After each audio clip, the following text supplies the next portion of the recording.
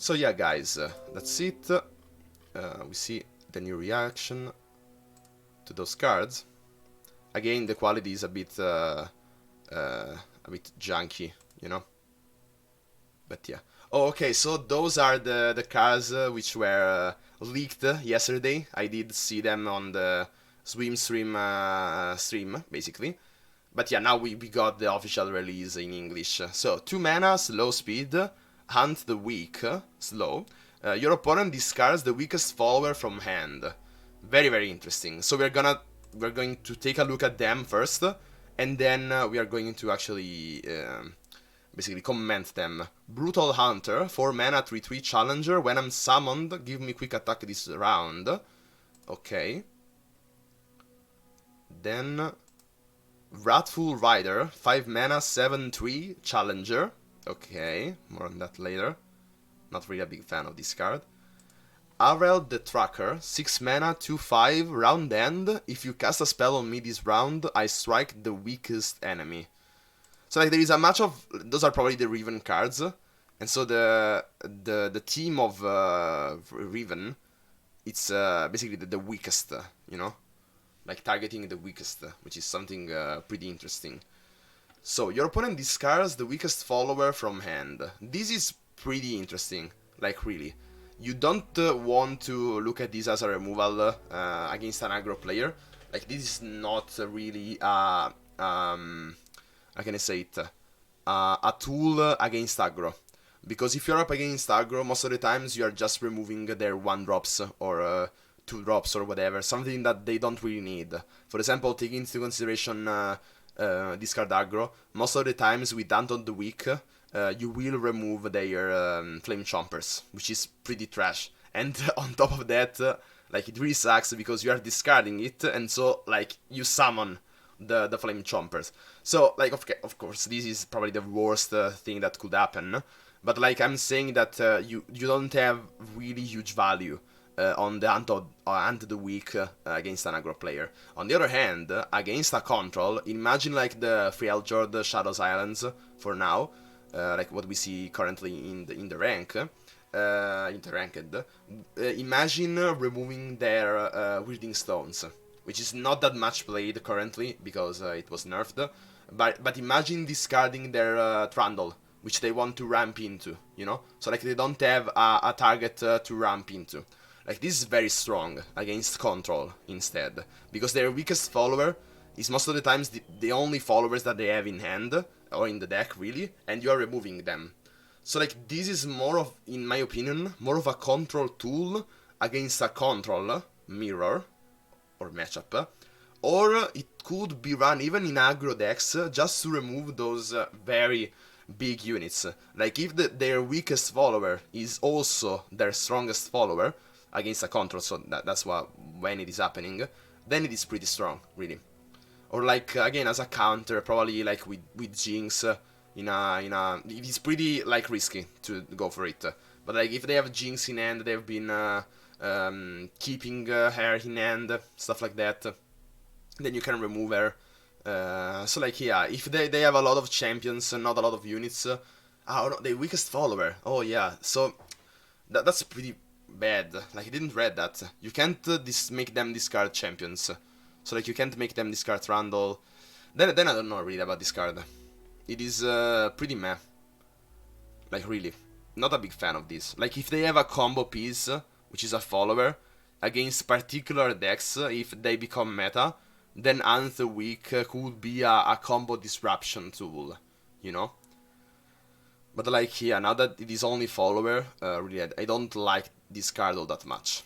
Moving on, we have Brutal Hunter. So like, this is kinda interesting, because when you summon it, this is basically a removal for 4, which, yeah, kills something. You need to have the attack token for this to be a removal. Challenger, quick attack, this still will have Challenger afterwards. Like it is not really a removal because this can also be removed, so like you have to take that in consideration. But like I feel like this card, if you are an aggro player or mid-range player and you want to have removal, then you probably would want a Brutal Hunter instead of a real removal, you know? Because if they don't have a removal of their own to remove the Brutal Hunter, this will be a removal which also summons basically a 3/3 challenger. So that's like an insane removal. You have room from counterplay. You have room to counterplay from your opponent. But if they don't have removal, then this is a completely insane removal. Like imagine this was a 4 mana spell, deal 3 to something, then summon a 3/3 challenger. That would be completely sick. So like yeah, kind of hard to evaluate because looking at there not as a removal but as a unit, then again at 4 mana, most of the times like imagine this up against the dragon 4 mana 4/4. Like this not having 4 attack is kind of a big deal.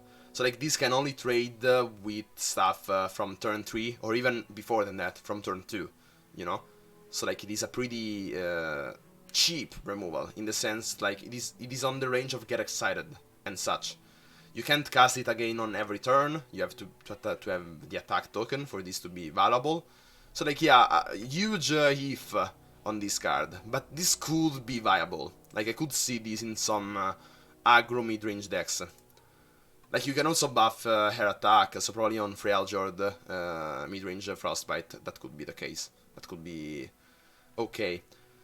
Then 5 mana 7/3 challenger. Okay, so this is a complete no, like really.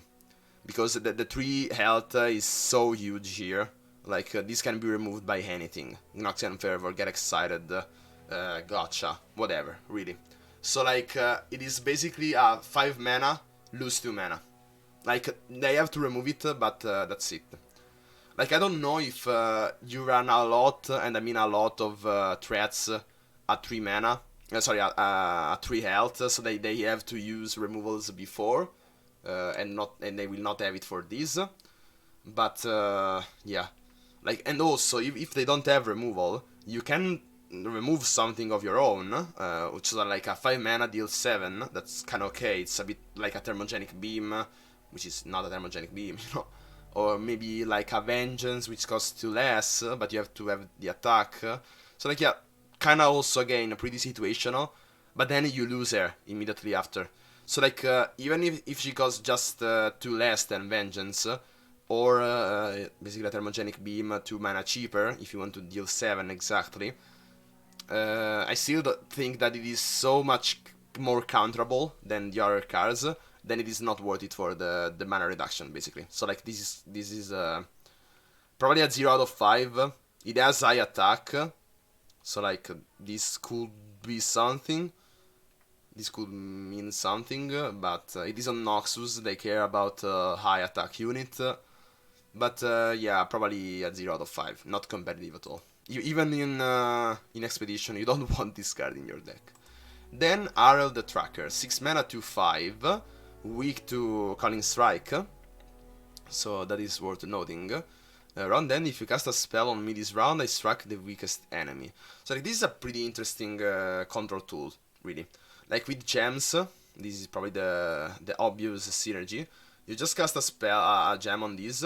This will have 3 attack, and then she will start removing 3 health stuff, like every turn. Like this is a removal every turn as long as you have gems, which is kind of interesting. This card is pretty hard to evaluate, but like I will say that this is at least a 3 out of 5, if not a 4 out of 5. Like you have to build a deck around it, basically. But if there is a deck which already has a lot of spells and wants to be controlled and be into Noxus, then yeah, Arel the Tracker is kinda nice, really.